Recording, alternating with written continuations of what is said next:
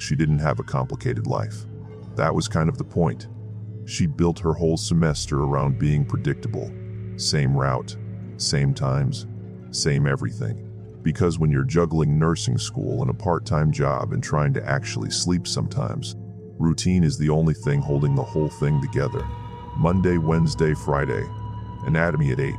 Gap in the middle. Pharmacology at noon. Every week, without variation. Past the engineering building, left at the fountain, through the side door of the science block. She could have walked it blind, which is probably why it took her so long to notice. The first time she passed him, nothing registered. A guy on a brick wall near the fountain. Baseball cap, backpack. She processed him the same way you process a trash can or a bench, just a thing that exists in the background. Her eyes moved on. 3 days later, same wall. A flicker of recognition. Nothing more. The third time, same spot, same cap, same Monday morning window. Something shifted. Not an alarm, nothing that dramatic.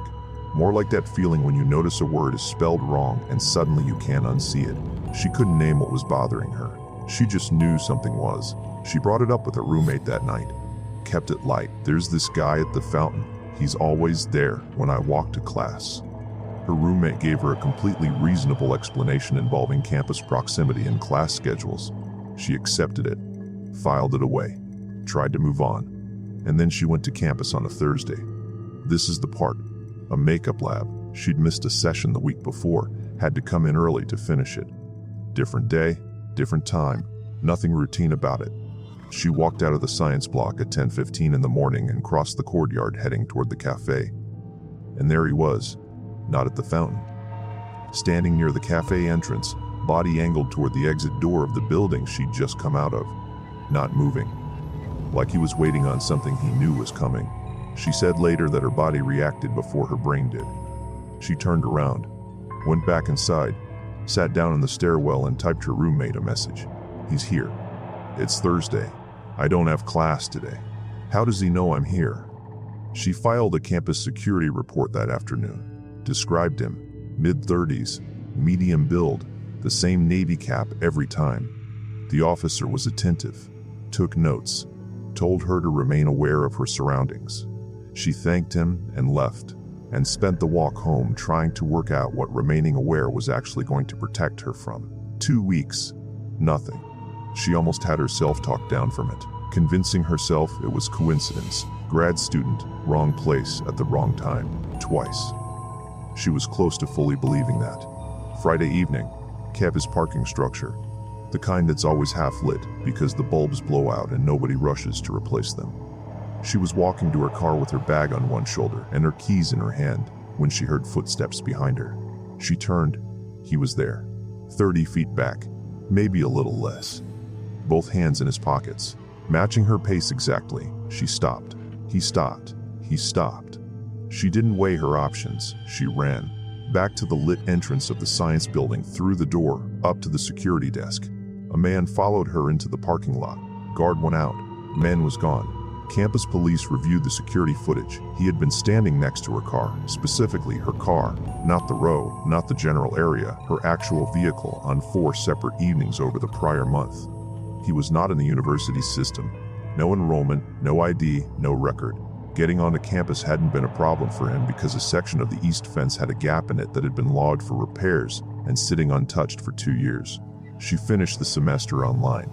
She wrote in her post that what keeps coming back to her isn't the parking lot, isn't the Thursday at the cafe. It's a simpler question she can't answer. How far back does it actually go?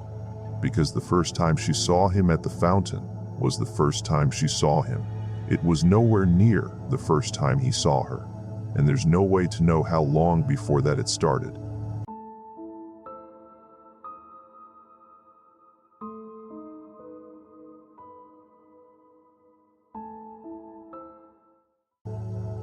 She'll tell you it wasn't careless, and honestly, it wasn't. It was finals week, the kind where your entire GPA hinges on a 48-hour stretch and sleep stops being the real option. She'd staked out a Carl desk on the 4th floor of the university library at 9 that evening, and she'd been grinding through it ever since. Headphones in, notes covering every surface, cold coffee she'd stopped noticing hours ago. The building was open until 2 a.m. during exams. That was the policy. That was the reason she was there. What she didn't know, and what the university had apparently decided not to advertise, was that the floors above the ground level had no staff presence after about 11. One person on the desk downstairs, managing the automated checkout system and doing whatever front desk people do at midnight. Everything else, unsupervised. At 1:15 in the morning, she took her headphones off to give her ears a few minutes. The fourth floor was silent, expected. She sat there for a second, just listening to nothing. And then, she said this was the part she almost dismissed entirely. She heard something shift. One small sound. The specific way weight moves when a person adjusts in a chair. Not the building, not the vents. A deliberate, physical adjustment. One time. Then quiet again. She looked up. Sheet 9. The shelving units on that floor ran in long parallel rows, open plan, visible from her desk. She had a clear line of sight down 2 of them, both empty. She put her headphones back in and told herself she'd imagined it. 5 minutes. She pulled them off one more time. Breathing, not her own. Slow, controlled, coming from the direction of the second or third row over. The breathing of someone who was very comfortable being still. She stood up, checked the main aisle between the rows over. The breathing of someone who was very comfortably being still. Nothing visible. She stood there for a few seconds in the half-dark of the after-hours lighting and made a decision. Not because she was certain something was wrong, just because she was no longer certain something wasn't. She started packing her bag. She was pulling the zip closed when she raised her eyes and saw him standing at the far end of the main aisle, completely still, watching her. She couldn't make out his face in the dim lighting, just the shape of him, large, motionless. And he had not come from the elevator or the stairwell, because she'd have heard both. He had come out of the shelving rows. He had been in there the entire time. She picked up her bag. She walked, did not run, to the stairwell door, because some part of her brain understood that running changes the dynamic of the situation in ways you don't want to change. She pushed through the door and went down 4 flights. She did not check whether she heard footsteps above her. She did not check whether she heard footsteps above her. She just went down, came out into the bright ground floor and told the front desk staff member directly and calmly that there was a man on the 4th floor and she believed he had been hiding up there. Security went up. Behind the back shelving unit in the far corner of the 4th floor, the corner immediately adjacent to where she'd been sitting since 9 o'clock. They found a sleeping bag, laid out flat, a gym bag next to it containing a change of clothes, several food containers, and a phone charger plugged into the wall outlet behind the shelves.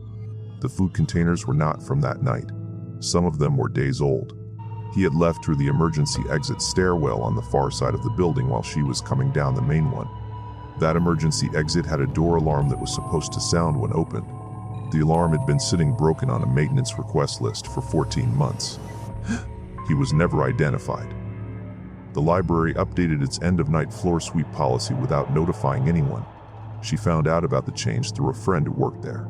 Not through an email, not through a campus safety notice, through a friend. Every student who stayed late in that building during finals, and there were hundreds of them every night, was never told a word about what security had found tucked behind those shelves. She said it wasn't the man at the end of the aisle that stayed with her. It was the phone charger, plugged into the wall, because that meant he knew where the outlets were. Hulf.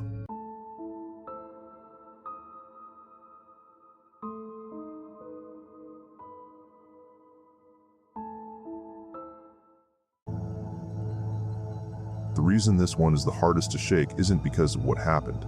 It's because of how completely normal it looked while it was happening. It was a Tuesday, 2nd period, junior year, English, 22 people, a work packet on the desk, and a teacher who had called out sick that morning. Last-minute absence, which meant the front office was doing what front offices do when a last-minute absence hits, scrambling. Phones going, emails getting sent, somebody trying to pull a sub from the district pool, while simultaneously managing the 3 other things that break down every morning before 8:30. A work packet had been left on the teacher's desk. The plan was simple. Whoever shows up, hand them the room. Someone stepped in at the bell. Mid-40s. Business casual. Carrying a folder. Introduced himself. Said their teacher had left work for the day and told them to get it out while he took attendance. Called names off the roster sitting on the desk. Steady voice. Relaxed. answered a question about the assigned reading, told one person across the room to put their phone face down, walked the rows with hands behind his back, and then came back to the desk and sat down. 50 minutes. Bell rang. He dismissed them, said have a good day. They filed out. One student caught it in the hallway, barely, the way you catch something out of the corner of your eye. He wasn't wearing a visitor badge. District policy, mandatory, no exceptions. Every substitute wears a bright orange lanyard with a badge clipped to it, every single one. This person had neither. She turned it over in her head for a second, landed on "that's a little weird," and mentioned it to the friend walking next to her. Just a comment. Low stakes, something to say. That friend passed the vice principal in the hall less than 60 seconds later. Mentioned it offhand. The vice principal went directly to the English room. The visitor was gone. In the window between the last student leaving and the vice principal arriving, roughly 4 minutes, he had walked out of the building. The office pulled the sub-records. No substitute had been assigned to that class. The sub they'd contacted that morning had called back to cancel about 30 minutes after confirming. In the noise of the morning, no one had followed up. No replacement had been arranged. No adult had been officially placed in that room. Nobody had realized there was a gap until a 17-year-old noticed a missing badge. They pulled the entrance camera footage. He walked in through the main doors at 8:47. The front desk staff member was on the phone. He nodded in the direction of the desk, not stopping, just acknowledging, and walked directly down the hall toward the English wing. He did not sign the visitor log. He was not issued a badge. The staff member on the phone glanced up, assumed he'd already been processed by someone else, and looked back down. He moved through the school's entire front-of-house security system on nothing more than a nod and the assumption that someone else had already done their job. They cross-referenced his face against the full substitute database for the district. No match. A report was filed with local authorities. Ongoing investigation. No resolution, no identification. That was the status when the post was written. 22 people. 50 minutes. A visitor who entered a classroom, spent nearly an hour in it, and left without leaving a single trace of who he actually was. And the student who wrote this, the one who noticed the badge, said the thing she can't stop thinking about is how good he was at it, how natural, how completely unremarkable. And she said, that means he's done this before. How completely unremarkable. And she said, that means he's done this before. Which means somewhere else there's another class. Yes, right. Another Tuesday morning where everyone just assumed someone else had already checked.